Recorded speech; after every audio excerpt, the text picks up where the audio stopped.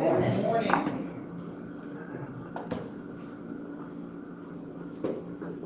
All right, we went over the monthly bills this past week, and so today's message is going to be called "Why Give? You're All in Trouble." I'm just kidding. Today's message, however, is called "Why Give?" But it's not because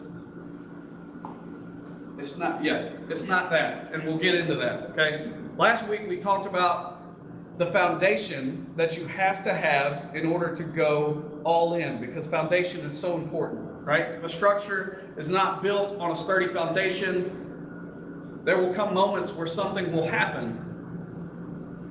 A nefarious issue is going to hit you. I'm using my 2-cent words this morning. That's right. And if you don't have solid footing, you're going to be in trouble. And that foundation is one that's built on prayer. Gina, I see you. You're ready for that Bible verse this morning, aren't you? I'll be in. Hold on. It's later on, but here, I'll tell you now. We'll be in 2 Corinthians chapter 9. And I'll go from verses 6 to, I believe, verse 11. Yes. So 2 Corinthians chapter 9, we start in verse 6 and we'll finish in verse 11. And if you would like, I think I have an extra Bible over there. That place is underlined in mine. Good deal. We'll see. We'll see what the notes are. We'll compare. I don't know why I'm trying to do this without glasses, like I can see or something. No, I got you. I just didn't have them on.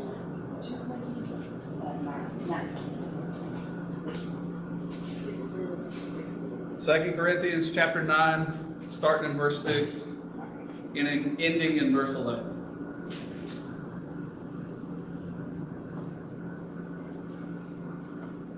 So, I think some of us think that prayer is this very holy, very thee and thou specific set of words, and you say it in a certain way, but it's not. It's not that. All it is talking to God about the issues, the problems, the things that you're excited about in your life. And as you do that, you are with Him. And who He is can rub off on us. And so to be all in, there has to be a sturdy foundation of prayer, because as I said, things will come. Last week, I talked about the barriers, the obstacles that come at life. Sometimes we come across those in a gentle, easy way. But there are other moments when they're thrown at us. If a barrier or an obstacle is thrown at you and you don't have your feet planted on something solid and steady, you will get knocked back. And even if you are on something solid and steady, it's going to take continued work and continued effort to dig into that. So as we talked about the barriers and the obstacles, we talked about two people that Jesus interacted with. One was a young man that we called the rich young ruler. And in that text, he comes to Jesus and he says, "Hey, I'm all in. What do I have to do?" And Jesus could actually see the man's heart. He could see the real obstacle of the moralism that the man thought that he could do enough. And so Jesus went to the one thing that the man wasn't willing to give up, his money. He said, "I want you to sell everything that you have, give it to the poor, and come and follow me." And the man leaves dejected because he's not willing to do that. But there was another rich young ruler that Jesus interacted with, a man named Matthew, who was a tax collector. And Jesus passes him in his booth and he says, "Hey, follow me." And Matthew, because he realizes that all of the things we long for, all of the things that we think will give us meaning, the things that we think will be that foundation that will hold us actually can't give us what we hope they will. And so he goes and he follows him. And in that, we see two very different dynamics happening in this moment. Today, I want to talk about this hang-up or this obstacle that both of them face, because there's a real simple reality. All of us are going to have issues and barriers that we will come across. And they're going to be different for each of us, depending on our life experience and what happened in our lives. But I want to say, pretty universal for all of us is the obstacle of money. Right? Who in here likes money? All of you are liars. What do you think? Throw your hand. Yeah. Come on now.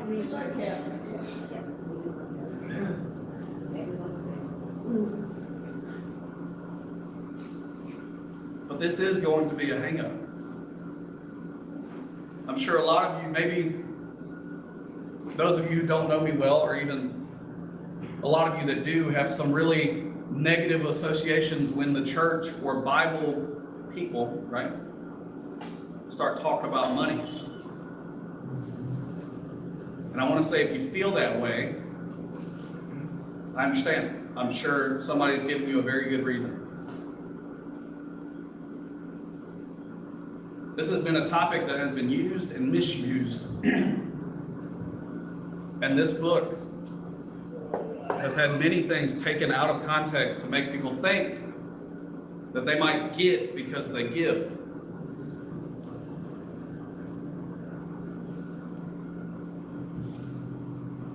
Which is really just a way to build up a certain person. One Saturday morning, I was watching TV, and this televangelist, which I'm not bashing televangelists, okay? I'm not doing that. But this individual, just a little heads up as to what's about to happen. He gets on the TV, Southern gospel, right? He's like, let me tell you about the Lord, and all that's pretty good, right? And I can, because I'm from the South, I can do a good Southern accent. And so I'm intrigued because I've heard people talk about these guys, some good, some not so good, but it was the first time I really saw someone abuse the Bible in the context of money. And he starts telling people about this gospel message that if you give, man, God's he's gonna make it rain, right? He's gonna give you more back. And the reason he was doing this was because at the bottom line was that he wanted everybody to give him $1,000. And I remember the most extreme part of it. I've never heard a thing about his ministry or what he was doing or what he was trying to accomplish, but his bottom line was that even if you don't have the money, you get a credit card and you put $1,000 on it, because if you step out in faith, the Lord is going to bless and multiply that gift and you will get more. That is a lie. That is not what the Bible teaches. He was taking a text, which we're going to talk about in a little bit, and he was twisting it in a manner that it shouldn't be in order to manipulate people and build up his own wealth.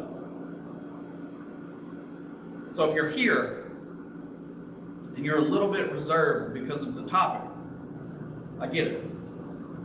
I understand. But this is my heart today. Because the Bible actually talks about money in a very detailed and extensive way, because God knew the barrier that it could be in our lives, but he also knew what it could be to draw us in. So what I want to do today is I want to look at a letter that this guy Paul, who was a follower of Jesus and had a radical transformation that led him to follow Jesus, wrote to a church that was dealing with this issue, and see what he was teaching them and how we can apply it to our lives. And so that's what we're going to talk about today. Today, as I said, this letter that Paul wrote comes out of a book in our Bible called the 2 Corinthians, right? We talked about that in 2 Corinthians chapter 9, starting in verse 6. All right.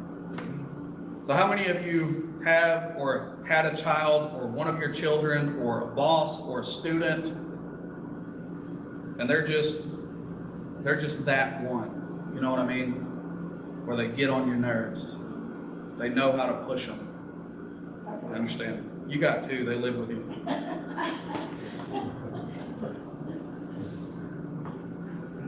They instigate the real problem child in a way. It was Jesse's fault. I'll never forget that. Mom tells that story all the time.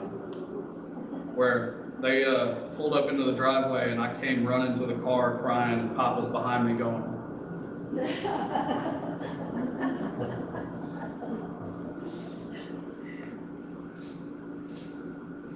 But that's the Corinthian church to Paul.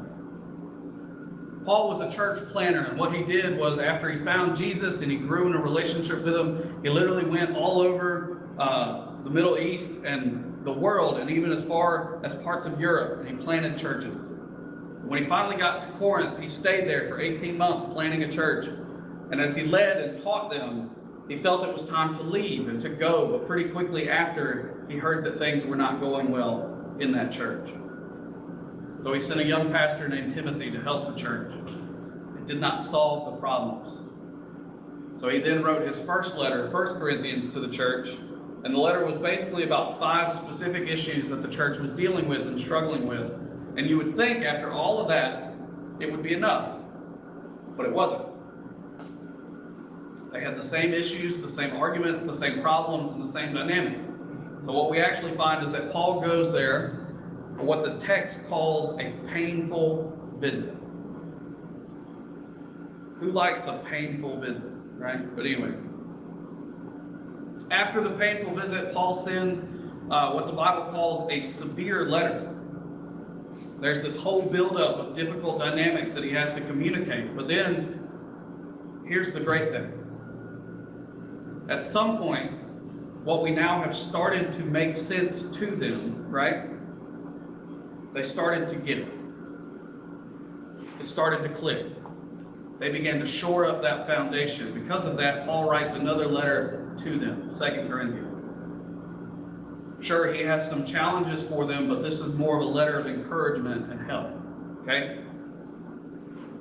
So when you get to chapter 9, Paul starts it out by reminding them of this gift that they wanted to give to the church of Jerusalem. And somehow they had communicated that to Paul. And Paul knew about it because the church in Jerusalem was where all of these churches came from. Right? Remember, Jesus dies on a cross, he comes back to life. That happens in Jerusalem. And then everyone scatters from there.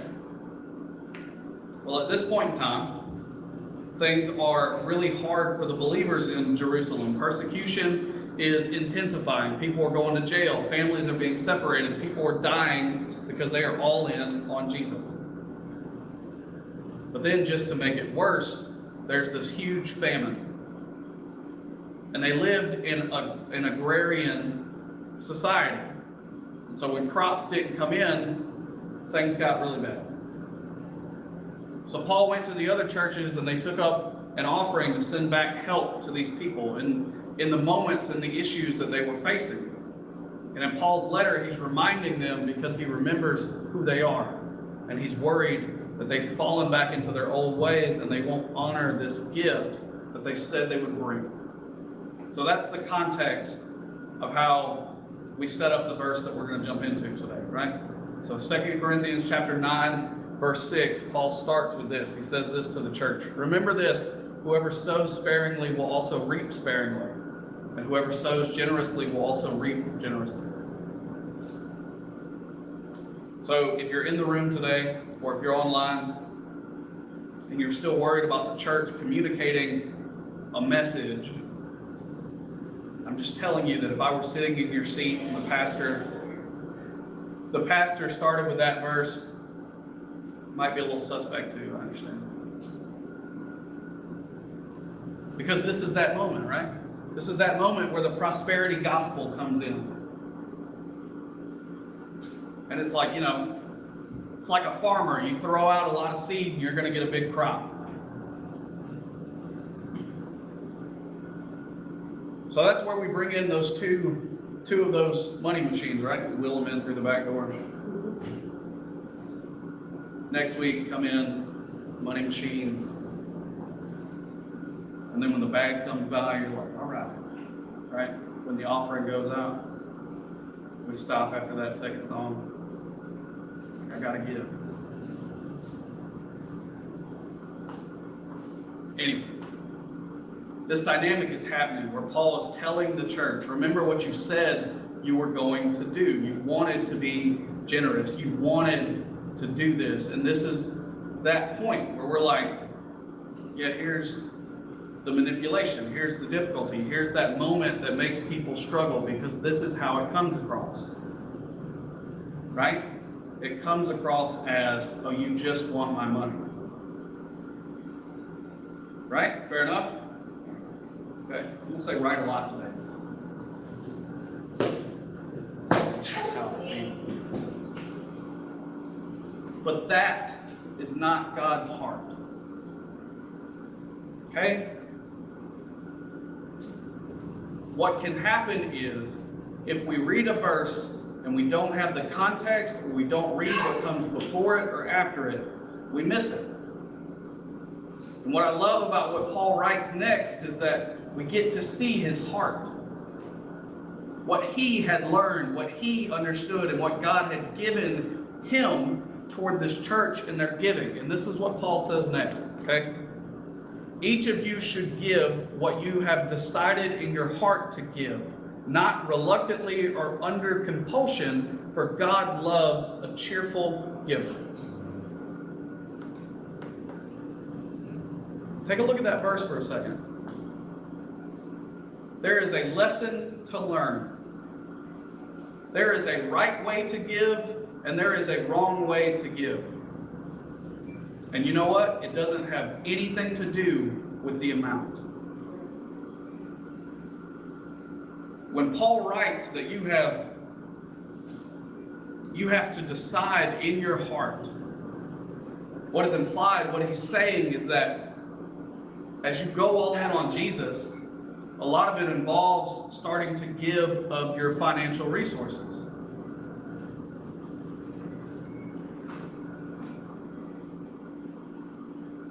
And I know for some of us that might hurt, right? But God's saying, I want to be involved with you. I want to talk with you. I want to converse with you, because in that you're going to learn, and he's going to help you understand what it is that he wants you to give. The Old Testament teaches a principle called the tithe, right? Which I can tell you this, me and Anna still hold to this. It means 10%, right? 10% of what you get goes to the church. But that's not what Paul is saying here. He's not saying an automatic 10%. He's saying, go at it with God. Start to figure out what he wants you to give. Because to be honest, there will be moments when maybe he says 10%. Maybe he says 5%. Maybe he says 50%.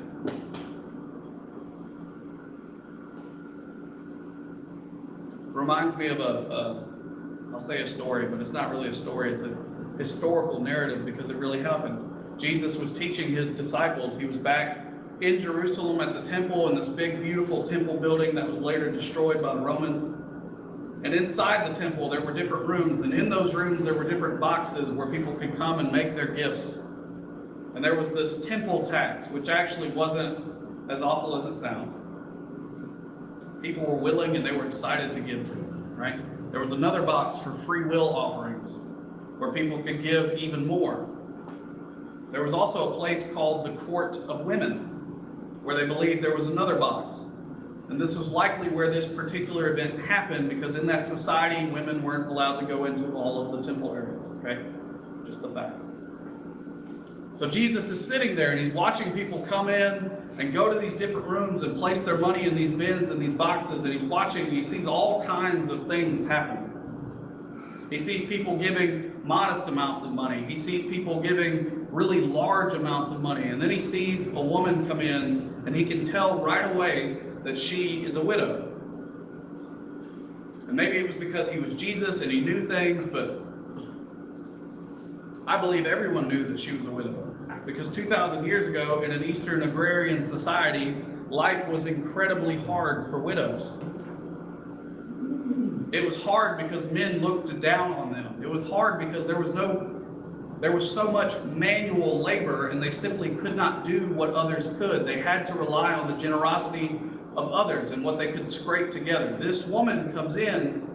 I don't know how exactly she got to this decision, but whether she was just worn out and done with life or felt that God wanted her to, she takes what the Bible calls a few small copper coins and she puts them in.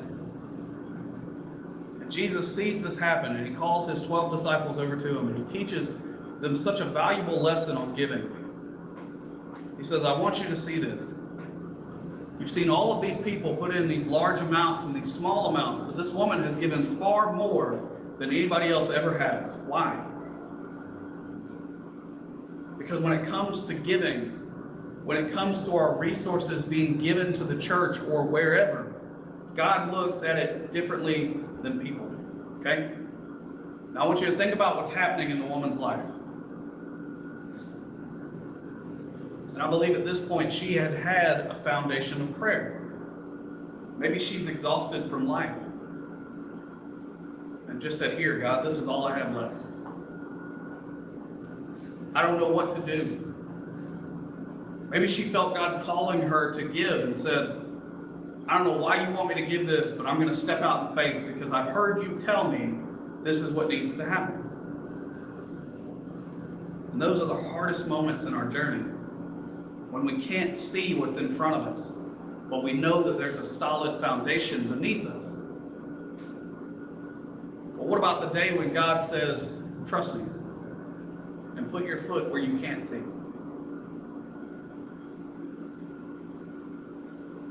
Because what you and I know is that if he doesn't come through, we're going to fall. And that fall is going to end with our face on concrete. And that concrete is going to hurt, right? It's going to damage us, and because of our past experiences, we don't trust God in that moment. But that's why prayer is so important. Because if you put your foot out there where there's no landing, and God hasn't directed you to go there, you might be setting yourself up for a bad situation. But in this woman's faith, we see one of the values of the kingdom of heaven, which is this: in Jesus' eyes, in God's eyes, the one who gave the least numerically actually gave the most. You know why? Because it's a position of her heart. It's because of what Paul had never written yet. It's because this happened before Paul was even a believer, but Jesus came to establish and help people begin to know and understand God does not need your money. Okay? He's after a different part of me. And what he realizes is that money can be an obstacle to us going all in. And so there will be moments when he asks us to take a step. And maybe that doesn't seem like a prudent thing to do. When we find ourselves in that moment, I think the logical question that we are going to ask is, am I going to have enough? I wonder if that woman asked, am I going to have enough? She didn't have enough to begin with.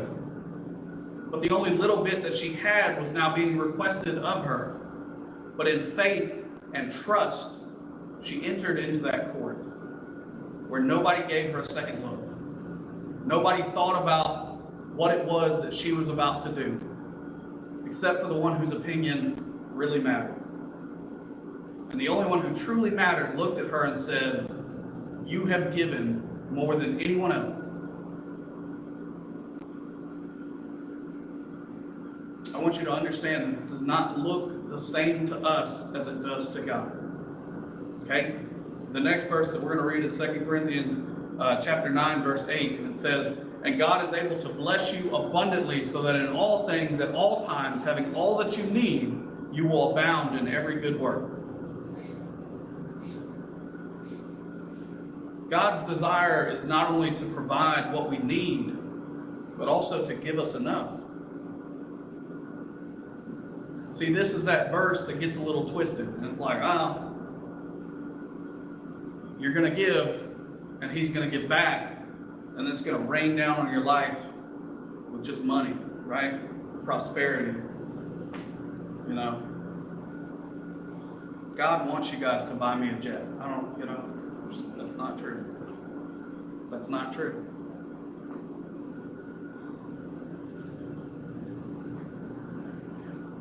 That's not at all what he's saying. Reminds me of another historical narrative in the Old Testament. The time before Jesus came, right? Israel's an established nation. I believe it's King Ahab who's ruling at the time. And he's married to a woman named Jezebel. And they're about as far away from following the teachings of God as you could possibly be. And the nation is in turmoil. And there's this prophet named Elijah. He would go all over. He'd bring a different word of God to the people. And God sends him to a specific town. And he says, when you get there, I'm going to show you a lady who is going to provide for you. So he starts walking to that town. And as he's getting there, he sees, again, a widow. And he can just tell. And she's gathering sticks. And God is like, this is the one. So he goes up to her and he says, hey, could I have something to drink and something to eat? She responds, I don't have any bread for you. The only thing I have in my house is just enough flour and oil to make one last meal, and then me and my family are going to die. Israel's in a famine at this point. They have nothing. We think $6 for eggs is bad. Right? It's not even close. She is literally at her wit's end. She's going to make one more loaf of bread, and then her and her family are going to die. That's it. But God has a word for her. And it's a word that she's going to need to trust him for. And this is what the text actually says. In 1 Kings chapter 17, verse 14, it says, For this is what the Lord, the God of Israel says, the jar of flour will not be used up, and the jug of oil will not run dry until the day the Lord sends rain on the land. And then after that, the text says that she went away. She did as Elijah told her. And there was food every day for her, for Elijah, and for her family. The jar of flour was not used up, and the jug of oil did not run dry.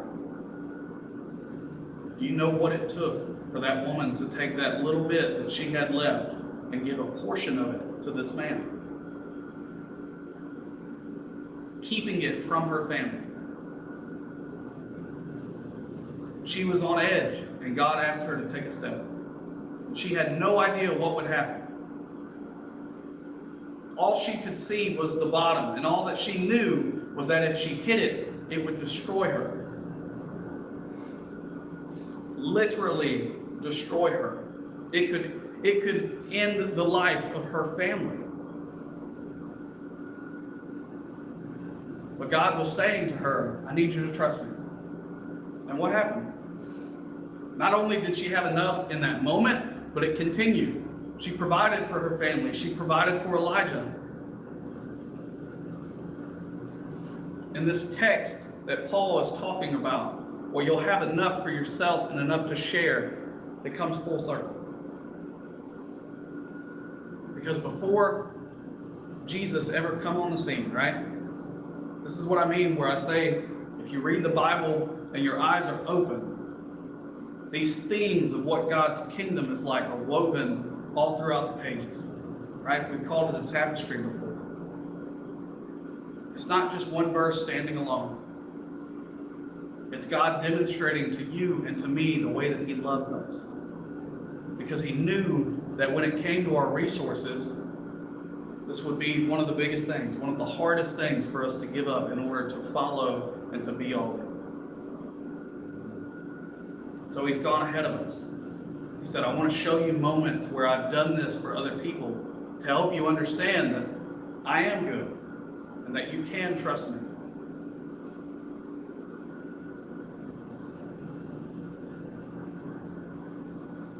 And I really believe that God wants to make himself known, to show us who he is. It's like a picture where you can clearly see all of the details of him, but the reality of life and the relationships and a broken world and pain and sickness is that there are clouds that get in the way of that picture. And I'm sure that we all have good reasons why we see that. We have good reasons that we don't trust him when we feel challenged. But what I want you to see in these accounts, in these narratives, is people who said, I'm willing. And as that happened, it was like the mist pulled away, and they trusted God. And they saw who he was. And the reason they could trust and see who he was because he came through. God wants to come through in your life in such a big way. But the only ability that we have to see him come through is when we step into a space where we don't know what's going to happen.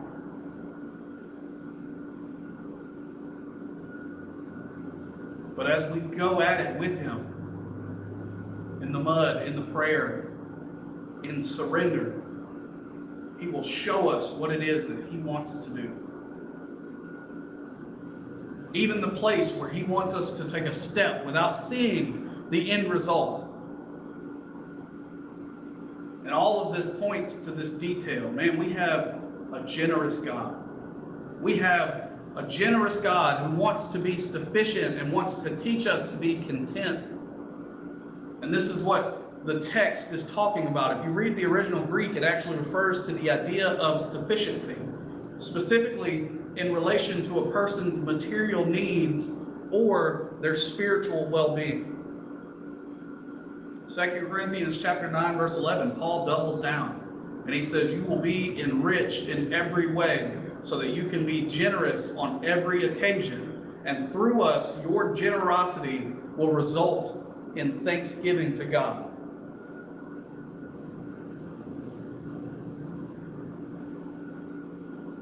Man, God looks at you.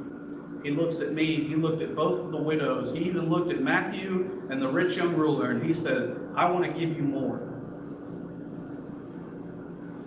Not necessarily so that your life looks a certain way, but so that you will have enough and can be generous with others. That is the promise that Paul is sharing with this church. That had its own issues and hang-ups and hard times and problems. And there are such promises that God makes to them in this time, and we see this point of how our giving matters. You see, what Paul understood is that God was building a church. And if you don't know this, the church is not just some random thing that we came up with, okay? It is the system that Jesus established while he was here on earth to combat and to push back against the brokenness of this world. And there are so many ways that we do that, right?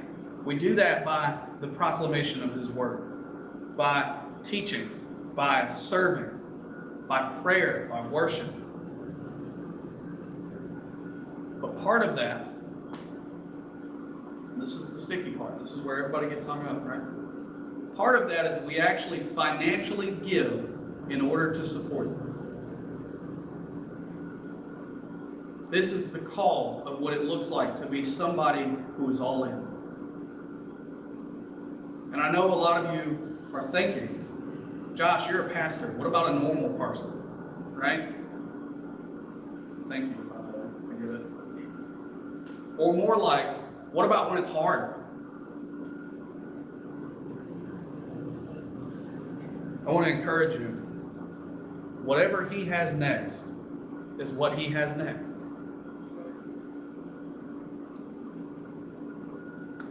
Lean in. Lean into the discomfort.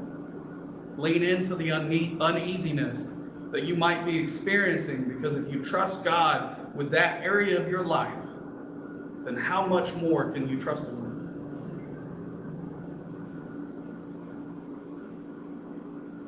You ever felt sick to your stomach about the way life was going to hit? Right? I'll tell you a story. Monday, we go to Anna's doctor's appointment, her OBGYN appointment. I get a text from Synovus. It says, hey, did you make a transaction at jail.com?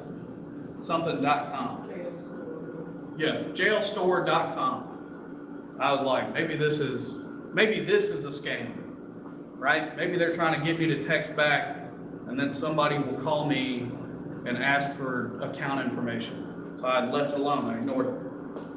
I get an email from Synovus that says, hey, we see about 6 transactions totaling up to about, I think it got up to like $600 of beauty supplies and commissary.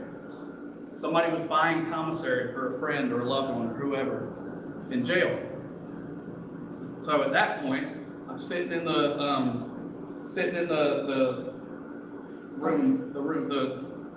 exam room. Thank you.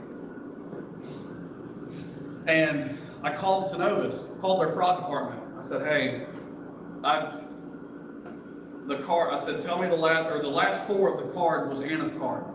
And so I was like, listen, nobody's used that card today. I said, so if you see any transaction from today, it's fraudulent.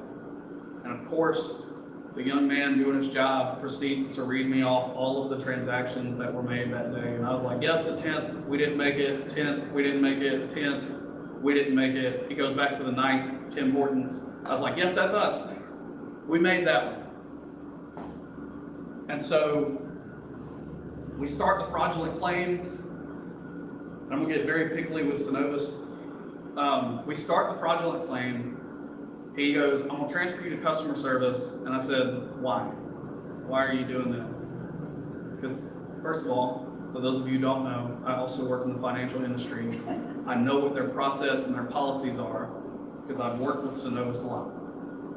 So I said, do you guys not have a lost stolen reissue process? I shouldn't have to do anything. You should be able to hit lost stolen. It transfers me to reissue, and then I get a new card in 7 to 10 business days. Or if I'm really lucky, I can call the North Center, the production, and I can actually ask them to pull my card, and I can go pick it up, right? He goes, no. So he transfers me to customer service. And they go, well, you're not Anna Garrett, we can't talk to you. Oh. I was like, well, I'm also the primary on the account, because we share an account. I'm the primary on this account. I said, but I can call. I said, so let me just ask you a question. I said, because I know it's your policy and your fraud strategy and all this. I said, so I can call and tell you that there's fraud on the account and you'll close my account, but I can't request the new card. She said, nope. I said, okay. I said, Anna, I'll call you back. So I hung up the phone. And Josh was really upset this morning. I don't know if you guys, if you know, Mom got to hear all about it. I was very frustrated as I was driving into work that morning.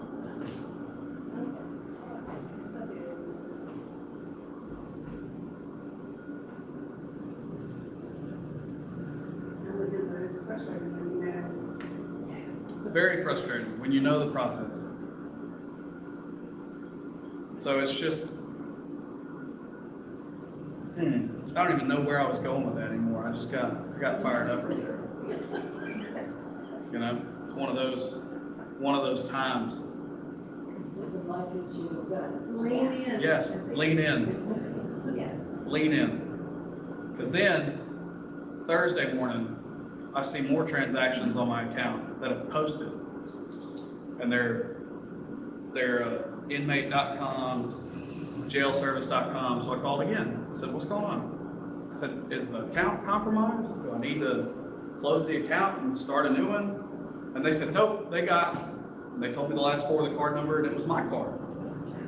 So I was like, man, these guys are good. Good. So they ran up another $100 on my card. This is all debit, by the way. So this money's not insured. This is Josh's money. Oh. Josh and Anna's money. Let me say that. Sorry. So then I get to file a dispute. Go through the dispute process with it. Then I get to reorder the card. It's great. It's great. All of that to say, none of that's that big, right? I'm okay. I have many other cards in this wallet, right? Yes, it's frustrating, but I'm okay. All of that to say, I know exactly where I was going with it now. When I saw Thursday morning the transactions on my account, my stomach, I felt sick to my stomach. Because I was like, now I have to go through the process again of calling these people, reporting the fraud, filing a dispute, going through all of this stuff, requesting a new card, and then I saw where they actually took overdraft charges out of my credit card to make up for the transactions. So now I've got to fight with them about why I don't deserve to pay these overdraft charges, right? That's where that story was going. All of that to say, have you ever felt sick to your stomach about the way that life was going to hit? Just that, I was about to say, maybe you feel sick to your stomach right now. right? So, I can tell you about people that God has laid it on their hearts to do something, and like that widow, it was everything that they had. I can tell you stories about how a check showed up, and we were able to keep preaching for another week. Or how a person came through, or a car didn't need to be fixed anymore, or whatever it was. The way that happens is as you desire to go all in and as you build a foundation of prayer. Not where you're like, okay, Josh, what do you want me to do? What do you want me to do? I'll do it. But where you ask God, what is it that you want me to do? How do you want me to press in? And I'm telling you, He will come through in such a big way for you. Not necessarily about more dollars in your bank account, right? But a deeper level of surrender and trust. But what I've come to learn and understand is that while there's wisdom in being prudent in certain areas, okay, you actually become strong when you position yourself like this. And what that means is saying, I don't know how I'm going to make it. I don't know if I'm ever going to figure it out. I don't know how I'm going to pay the bill. I don't know how I'm going to make it happen. But I trust that you've told me this is what you want me to do. And I don't know if I'm going to hit my face on the floor, but I'm seeing a better picture of who you are. And I believe that you won't let me fall. As you surrender, the thing that you once thought was strength fades away. Because you realize it's not really that strong. And actually your ceiling goes up, your power and your strength increase, not because you're doing it on your own, but because you've released it to Him. And His ceiling is so much higher than ours. When the Bible says, blessed are those who are weak because they will be made strong. It's saying that when you let go and you position yourself down, you're finally there. You're finally ready because now you've invited God in. The God who spoke you, who spoke me, the world, the universe into existence. He cares about you. And He loves you. And He wants to be a part of your story. Sometimes in a very abrupt and quick way. But sometimes slowly. To help you understand the trust that you can have in Him. So when He says, take your oil and your flour and make a meal for somebody else, will you trust Him? When He says, take the last little bit that you have and give it, will you trust Him? Or when your child isn't doing well, will you trust Him? Will you lay it all down because your power can't do it? But you know the one who can. So that when obstacles and barriers come and you're ready to stand against them, and he says, trust me, you're willing to step off of what you've known into what he's calling you into. And this will be hard. And you've got to fight.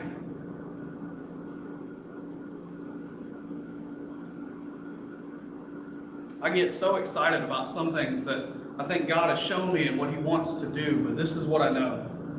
If God is moving in your life like that, the enemy is trying to move against it with all of his power. He has no desire to let it happen because he knows this is about far more than just your financial resources. This is about what's in here. And when God gets what's in here, that weakness will become our disposition. Because we know that when we're here is actually when all of our full strength can be realized. You let go and you let God show up. Things will change in your life. Things will change in your neighbor's life because of what you have surrounded, what you have surrendered to, and what he wants to do in and through you. Mother Teresa said, put yourself completely under the influence of Jesus so that he may think his thoughts in your mind and do his work with your hands. For you will be all powerful with him to strengthen you. There's this moment where Jesus is talking to his disciples and he says, I want to give you the keys to the kingdom of heaven. It's like these secrets that, when unlocked, they bring power upon us. And that's what Mother Teresa is talking about. We have to put ourselves under his influence with the foundation of prayer. And when we do, you will find him. You will find him in ways that you never thought or imagined. And the abundantly more that the Bible talks about will be coming into your life. And it might even be when you have less, but that stuff won't matter as much. Because in surrender, you will find something greater, and you'll be more willing to yield to what it is that the greater one wants you to do. And I'll close with this. Because you realize all of this can be boiled down to this. God isn't after your money. This isn't about what God needs from you or from me or from us corporately. This is about what we need from him. And he's trying to remove the obstacles that get in our way of finding that. So will you let him?